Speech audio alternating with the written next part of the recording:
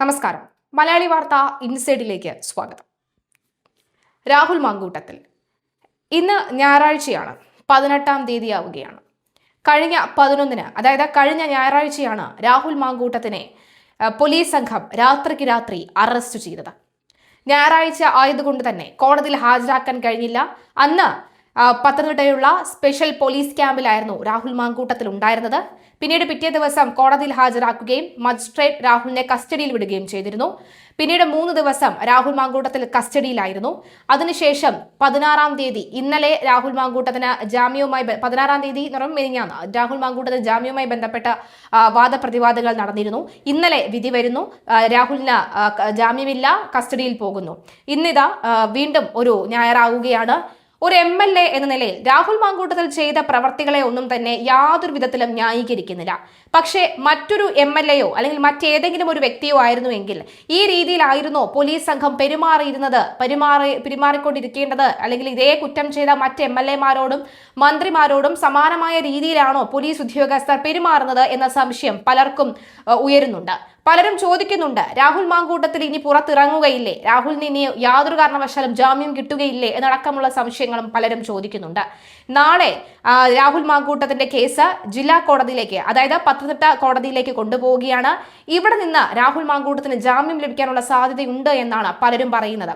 മുതിർന്ന retired police ഉദ്യോഗസ്ഥൻ കൂടിയായ SP കൂടിയായ ജോർജ് ജോസഫ്, അദ്ദേഹത്തിന്റെ പല നിരീക്ഷണങ്ങളും പലരും കണ്ടിട്ടുണ്ട്. അതിൽ ജനങ്ങൾ വിശ്വാസത്തിൽ എടുക്കുന്നവയുമാണ്. മലയാളി വാർത്ത ഇൻസൈഡുമായും അദ്ദേഹം നിരവധി തവണ സഹകരിച്ചിരുന്നു, ഇപ്പോഴും സഹകരിക്കുന്ന വ്യക്തിയാണ്. ഇതിൽ അദ്ദേഹത്തിന്റെ ഒരു വീഡിയോ കണ്ടിരുന്നു. അദ്ദേഹം വളരെ വ്യക്തവും ശക്തവുമായി ചില പോയിന്റ് ബൈ പോയിന്റ് ആയിട്ട് അദ്ദേഹം കാര്യങ്ങൾ വിശദീകരിക്കുന്നുണ്ട്.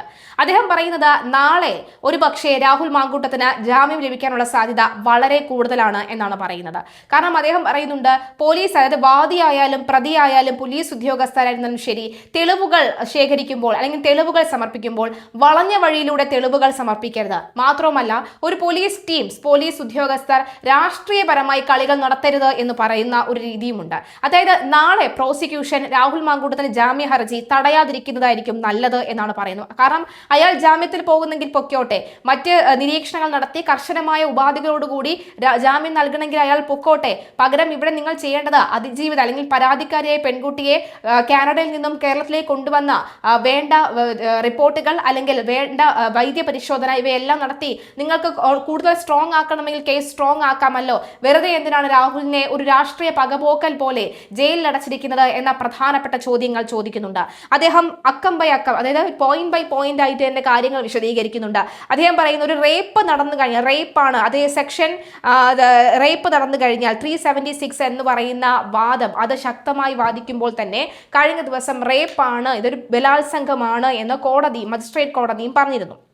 അതെങ്ങനെയാണ് അത് ശരിയാകുന്നത് എന്നാണ് ചോദിക്കുന്നത്. അതായത് പരാതിക്കാരി നേരിട്ട് വന്ന് FIR എഴുതുകയോ അല്ലെങ്കിൽ മൊഴിയെടുക്കുകയോ ഈ FIR-ൽ പരാതിക്കാരുടെ സിഗ്നേച്ചർ ഉണ്ടാവുകയോ മെഡിക്കൽ എക്സാമിനേഷൻ നടക്കുകയോ ചെയ്തിട്ടില്ല. 24 മണിക്കൂറിനകം മെഡിക്കൽ എക്സാമിനേഷൻ നടക്കേണ്ടതാണ്. BNS 184/1 പ്രകാരം മെഡിക്കൽ എക്സാമിനേഷൻ 24 മണിക്കൂറിനിടയിൽ നടക്കേണ്ട ഒന്നാണ്. മാത്രമല്ല, ഈ യുവതി വിവാഹിതയാണോ വിവാഹിതയല്ലേ, ഇനി ഹേമൻ അത് പരിശോധിക്കേണ്ടതുണ്ട്. ഹേമൻ പരിശോധിക്കേണ്ടത് ഇനി പ്രഗ്നന്റ് ആണോ, ഈ കുഞ്ഞിനെ താങ്ങാനുള്ള കപ്പാസിറ്റി യുവതിക്ക് ഉണ്ടോ, അങ്ങ് അടക്കമുള്ള നിരവധി മെഡിക്കൽ എക്സാമിനുകൾ നടക്കേണ്ടതുണ്ട്. അതൊരു ഗൈനക്കോളജിസ്റ്റ് അടക്കമുള്ളവർ ചെയ്യേണ്ട ഒരു കാര്യമാണ്.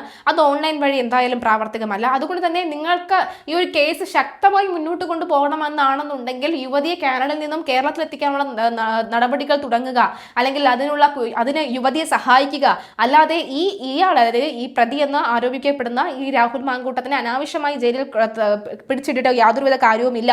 അത് കൂടുതൽ മൈലേജ് അല്ലെങ്കിൽ ഇമേജ് രാഹുൽ മാങ്കൂട്ടത്തിന് വർദ്ധിപ്പിക്കുകയേ ഉള്ളൂ എന്നാണ് നിലവിൽ അദ്ദേഹം പറയുന്നത്. വളരെ ശരിയാണ് അദ്ദേഹത്തിന്റെ നിരീക്ഷണങ്ങൾ. ഒപ്പം അതുപോലെ തന്നെ കോടതി ജാമ്യം കൊടുക്കേണ്ടതാണ്. നാളെ ഒരു പക്ഷേ ജാമ്യം കിട്ടാനുള്ള സാധ്യതയുണ്ട് എന്ന് പറയുന്നുണ്ട്. പക്ഷേ കഴിഞ്ഞ ദിവസം സമാനമായ വാദപ്രതിവാദങ്ങൾ മജിസ്ട്രേറ്റ് കോടതിയിൽ നടന്നപ്പോൾ മജിസ്ട്രേറ്റ് കോടതി ഇതെല്ലാം എതിർക്കുകയാണ് ചെയ്തത്. മജിസ്ട്രേറ്റ് അരുന്ധതി ഇതിനെല്ലാം എതിർത്തുകൊണ്ടാണ് എന്നാണ് അവർ വിധി പറഞ്ഞത്. എന്തായാലും MLA ജാമ്യം തള്ളിയ കോടതി വിധിയുടെ വിശദാംശങ്ങൾ പുറത്തു വരുമ്പോൾ രാഹുലിന്റെ എല്ലാ വാദങ്ങളും തള്ളിയാണ് കോടതി ജാമ്യം നിഷേധിച്ചത്. MLAക്കെതിരെ പരാതി ഗുരുതരമെന്നടക്കം ചൂണ്ടിക്കാട്ടിയുള്ള കോടതി വിധി രാഹുലിനെ സംബന്ധിച്ചിടത്തോളം തന്നെ കനത്ത പ്രഹരം തന്നെയായിരുന്നു എന്ന കാര്യത്തിൽ സംശയമില്ല. മുമ്പും സമാനമായ കുറ്റകൃത്യത്തിൽ പ്രതി ഏർപ്പെട്ടിട്ടുണ്ട്.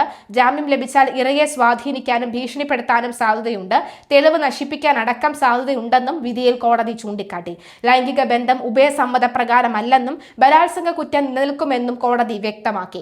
സൈബർ ആക്രമണം എന്ന പ്രോസിക്യൂഷൻ വാദം ഗൗരവതരമാണെന്നും കോടതി ചൂണ്ടിക്കാട്ടി. ഇരയുടെ സ്വകാര്യത വെളിപ്പെടുത്തുന്ന തരത്തിലുള്ള സൈബർ ആക്രമണം നടക്കുന്നതായി പ്രോസിക്യൂഷൻ ചൂണ്ടിക്കാട്ടിയിരുന്നു. ഡിജിറ്റൽ ഒപ്പ് മതി, പരാതിക്കാരിയുടെ മൊഴിയിൽ ഒപ്പില്ല എന്ന വാദമടക്കം കോടതി തള്ളിക്കളഞ്ഞിരുന്നു. ഡിജിറ്റൽ ഒപ്പ് മതിയെന്നും നടപടിക്രമങ്ങളിൽ വീഴ്ചയില്ലെന്നും കോടതി വ്യക്തമാക്കിയിരുന്നു. ബാഹ്യ സമ്മർദ്ദമുണ്ടെന്ന പ്രതിയുടെ വാദം നിലനിൽക്കുന്നില്ല. മൊഴിയുടെ വിശ്വാസ്യത ഉറപ്പുവരുത്താൻ കോടതിക്ക് നേരിട്ട് പരാതിക്കാരി ഇമെയിൽ അയച്ചിരുന്നുവെന്നും തിരുവല്ല മജിസ്ട്രേറ്റ് കോടതി വ്യക്തമാക്കി. ഗുരുതര സ്വഭാവമുള്ള കേസുകളിൽ ഓൺലൈൻ വഴി മൊഴിയും ഡിജിറ്റൽ ഒപ്പും മതിയാകുമെന്നും കോടതി ചൂണ്ടിക്കാട്ടിയിട്ടുണ്ട്. അറസ്റ്റ് നിയമപരമാണെന്നും തിരുവല്ല മജിസ്ട്രേറ്റ് കോടതി വിശദീകരിച്ചു.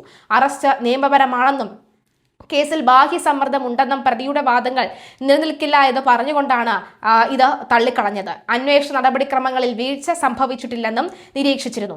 വാദങ്ങൾ നോക്കുകയാണെങ്കിൽ പരാതിക്കാരിയുമായി ഉഭയസമ്മത പ്രകാരമുള്ള ബന്ധം, ചട്ടവിരുദ്ധമായ അറസ്റ്റ് എന്നീ കാര്യങ്ങളാണ് പ്രതിഭാഗം ജാമ്യ ഹർജിയിൽ വാദത്തിനിടെ പ്രധാനമായും ചൂണ്ടിക്കാണിച്ചത്.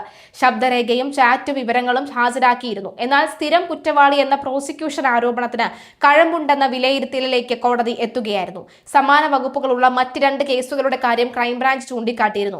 മാത്രമല്ല, ജാമ്യം നൽകിയാൽ MLA അധികാരം ഉപയോഗിച്ച് ഇരയെ ഭീഷണിപ്പെടുത്തും, തെളിവുകൾ നശിപ്പിക്കും. പ്രോസിക്യൂഷന്റെ ഈ വാദങ്ങളെല്ലാം പരിഗണിച്ച കോടതി രാഹുലിന് ജാമ്യം നിഷേധിക്കുകയായിരുന്നു. ഇതോടെ രാഹുൽ മാങ്കൂട്ടത്തിന് മാവേലിക്കര ജയിലിൽ തുടരേണ്ടി വരും. അതേസമയം മജിസ്ട്രേറ്റ് കോടതി പ്രതിഭാഗം ജാമ്യം പ്രതീക്ഷിച്ചിരുന്നില്ല എന്നാണ് സൂചന. ജാമ്യ ഹർജിയുമായി തിങ്കളാഴ്ച ജില്ലാ കോടതിയെ സമീപിക്കാനാണ് തീരുമാനം. എന്തായാലും ജില്ലാ കോടതിയിൽ ജാമ്യം ലഭിക്കുമെന്ന് തന്നെയാണ് ഇവർ വിശ്വസിക്കുന്നത്. എന്തായാലും ജില്ലാ കോടതിയിലും ഈ വാദമുഖങ്ങൾ കൂടുതൽ ശക്തമായി തന്നെ അവർ വാദിക്കും. എന്തായിരിക്കും നിലപാടെന്ന് നമുക്ക് നാളെ കാത്തിരുന്ന് കാണാം.